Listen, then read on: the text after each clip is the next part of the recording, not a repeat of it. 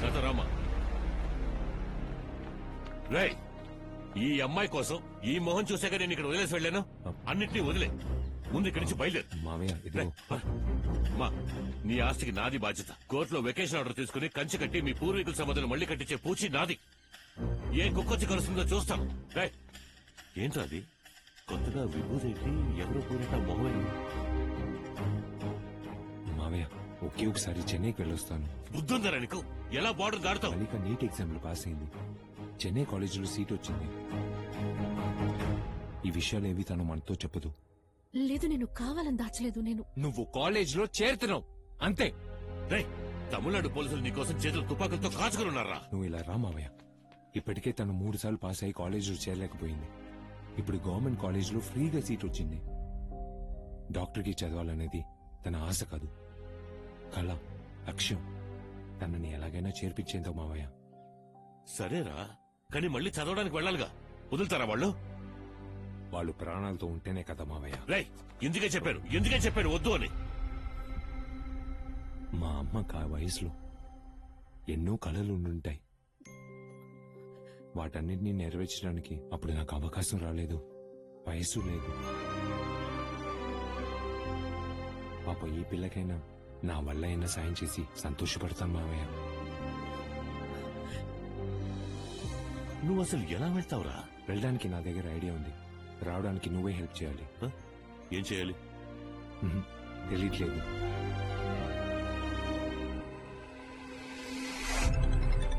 Hello, ధర్మలింగంకి phone ఇవ్వు. ధర్మలింగం అని ఇక్కడ ఎవరు లేరండి. అయితే పురుషోత్తమకి ఇవ్వు. ఏమిటి పురుషోత్తమా? పక్కన కేశవాణి దున్నపోతున్నాడా? కేశవ అనే దున్నపోతా? హే, ఎవడైనా ఊరు మారుస్తాడు, పేరు మారుస్తాడు, కానీ స్టేట్ తో పాటు కులాన్ని, భాషని మార్చిన కేటుగాళ్ళు మీరేరా. ఒకడు కోతిలాగా, ఒకడు పందిలాగా, ఒకడు గాడిదలా ఉన్నప్పుడే అనుకున్నాను మీరు ముగ్గురు ఒకే యానిమల్ కి పుట్టుండ్రు అని. అవును, స్టే ఆర్డర్ బదులు కొట్టడానికి కేసు పెట్టేవంట కదా. స్టే ఆర్డర్ ని బదులు కొట్టేవో ఈ నిజాన్ని నేను బదులు కొడతాను. అంతేకాదు, 10 ఏళ్లకు ముందు చనిపోయిన అమెరికా ఓడి పిల్లలు ఏలగిరి ఎస్పీ ఆఫీసులోను, కలెక్టర్ ఆఫీసులోను వచ్చి నిలబడ్డారనుకో, మీరు ముగ్గురు తిరుపతూరు టౌన్ లో మళ్లీ జేబులు కొట్టాల్సిందేరా నీ అబ్బన్న కొడకల్లా. ఇప్పుడు మనమే తలుచుకున్నా పురుషోత్తం, ధర్మలింగం, కేశవ కావని ప్రూవ్ చేయలేదు. ఆ అమ్మాయికి చెన్నై మెడికల్ కాలేజీలో రిజర్వేషన్ కోటాలో సీట్ వచ్చింది. తను కన్ఫర్మ్ గా రేపు అడ్మిషన్ కోసం వస్తుంది. బస్సు, కారు, ట్రైను ఎందులో వెళ్లినా మన కళ్ళ నుంచి తప్పించుకోలేదు. ఎవడు కాలుస్తాడో వాడికి 10 లక్షలు. గన్నులతో మన పోలీసులు రెడీగా ఉంటారు. ఈసారి మిస్ అవ్వదు.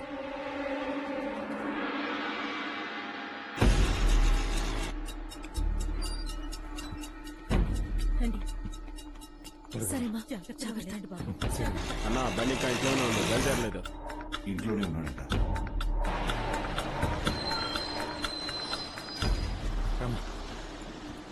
చెన్నై కదా వెళ్ళాలి, ఎందుకని పుత్తూరు బస్ ఎక్కి? బండి ఇంట్లోనే ఉందన్నా.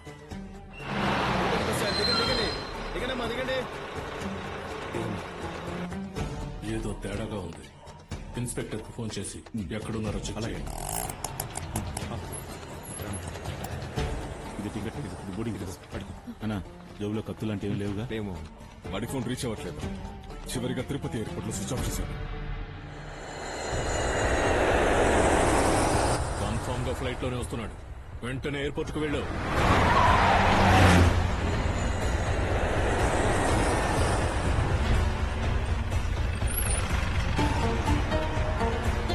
చెన్నైలో దొరికాడు. మసాలా దోశలో మడతెట్టండి. సరే అన్నా. చెప్పు, బయటికి రావద్దన్నా. ఏమైంది? ఇప్పుడు వాడి ఫోన్ చెన్నై ఎయిర్పోర్ట్ లో ఆన్ అయింది.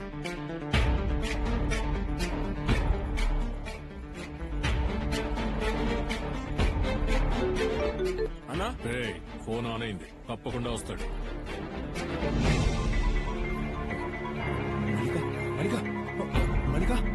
అందరూ వచ్చారన్నా, వాడికా రాలేదు. ఎవరైనా అంబులెన్స్ ఫోన్ చేయండి. సరిగ్గా చూడండి, లోపలే ఉంటాడు. సరేనా?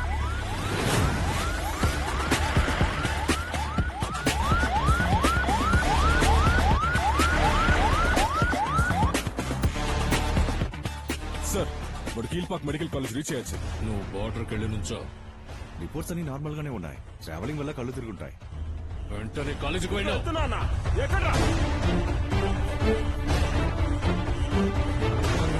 టైం అయిపోయింది.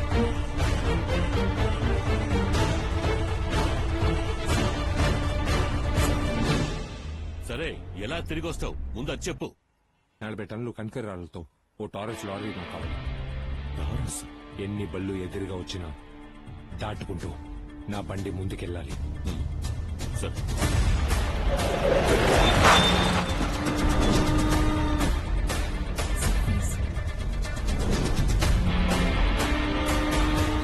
టారసే కదా గణేష్ అంతా మాట్లాడతా అన్నా. ఏమైంది? ఫీజు కట్టేశాను. చేయనట్టే కదా. నువ్వు హ్యాపీయే కదా.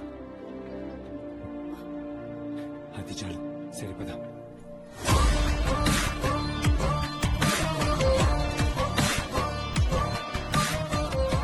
నా వెనకాలేరా.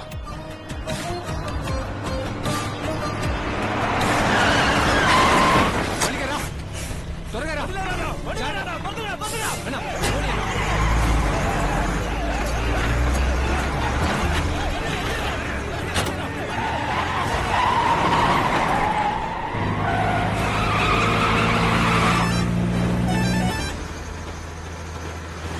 ఎలా బండి వెళ్ళొచ్చు చెప్పండి.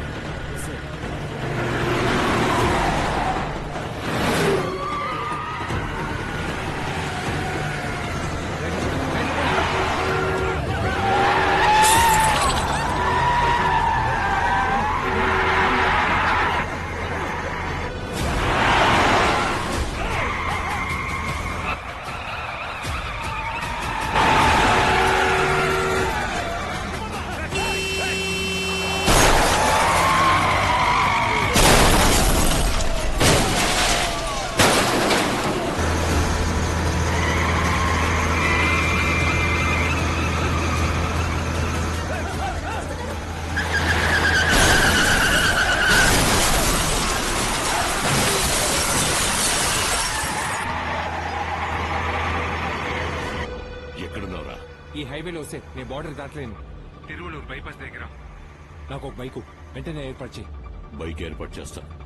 సీట్ కింద ఒక గన్ ఉంటుంది, కావాలంటే యూజ్ చేసుకో.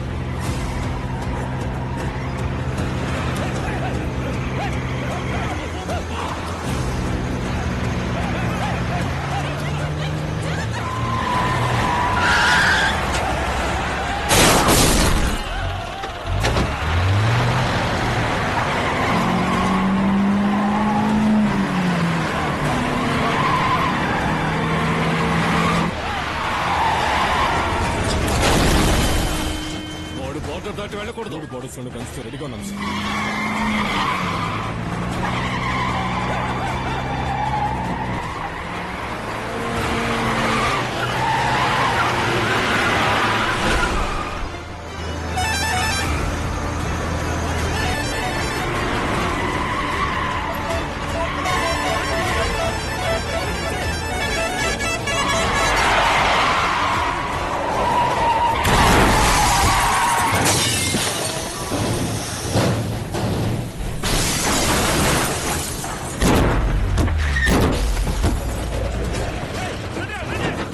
త్వరగా రా. అన్నా, నువ్వు వెళ్ళిపోనా. ఎక్కడ ఉన్నారా? త్వరగా రామ్మా. వెళ్ళిపో. వస్తున్నాను, వాడిని ఎలాగైనా పట్టుకుంటా.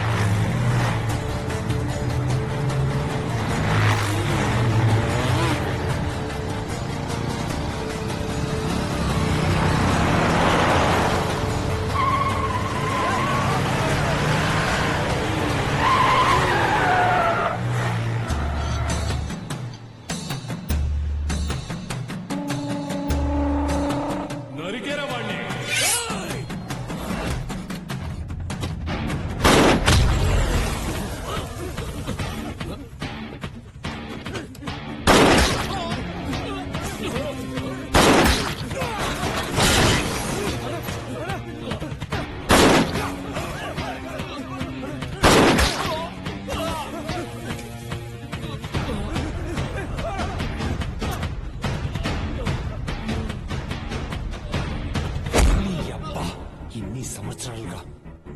కోసం ఎంత మందిని చంపుంటావు, ఎంత మంది చావడం చూసి నవ్వుంటావు. ఇప్పుడు నవ్వురా, నవ్వితే నేను వదిలేస్తావా? నవ్వు. సరిపోలా, గట్టిగా నవ్వు, గట్టిగా నవ్వు, నవ్వు. ఈ లోకంలోనే నవ్వుతూ చచ్చే మొదటి వాడివి నువ్వే.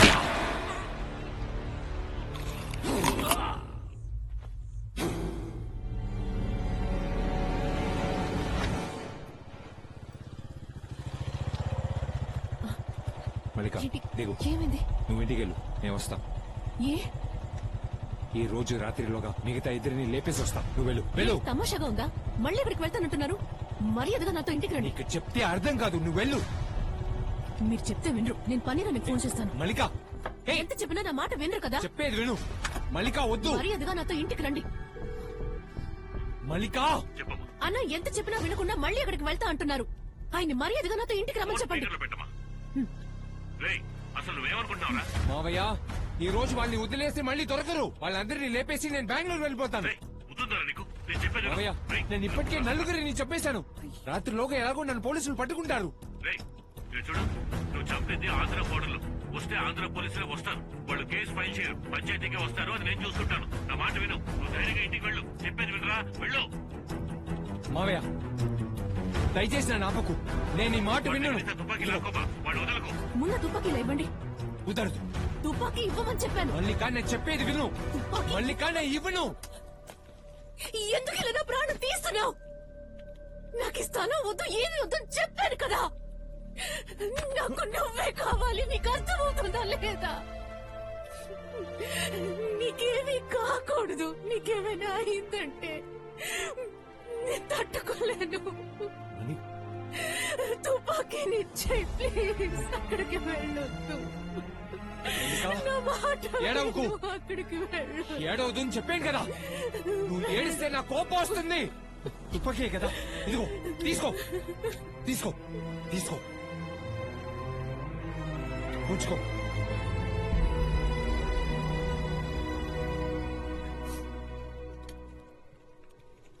ఆ స్థలాన్ని ఇచ్చేద్దాం. డబ్బు గిబ్బు ఏం వద్దు, ఇచ్చేద్దాం. పిచ్చిదానిలా మాట్లాడుకో.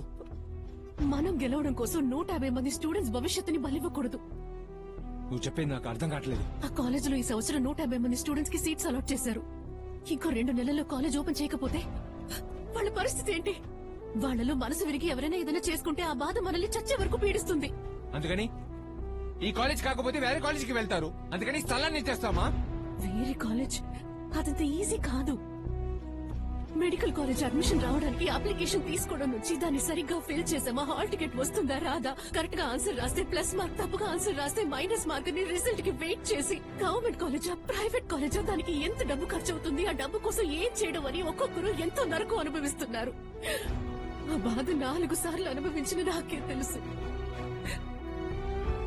ఇదంతా నాకు తెలీదు. నేను చెప్పేది వినండి. మా పూర్వీకుల సమాధి నుంచి ఒప్పుడిక్కడ మట్టి తీసుకొచ్చి మళ్ళీ ఎక్కడైనా కట్టుకోవచ్చు. మన వల్ల ఎవరి జీవితం పాడవకూడదు. ₹1 కూడా తీసుకోకుండా ఆ స్థలాన్ని వాళ్ల మొహాన విసిరి కొడదాం. స్థలాన్ని ఇచ్చేస్తే మనం ఓడిపోయినట్టే. ఒట్టేసి చెప్తున్నా, ఆ స్థలాన్ని ఇస్తేనే మనం గెలిచినట్టు అవుతుంది.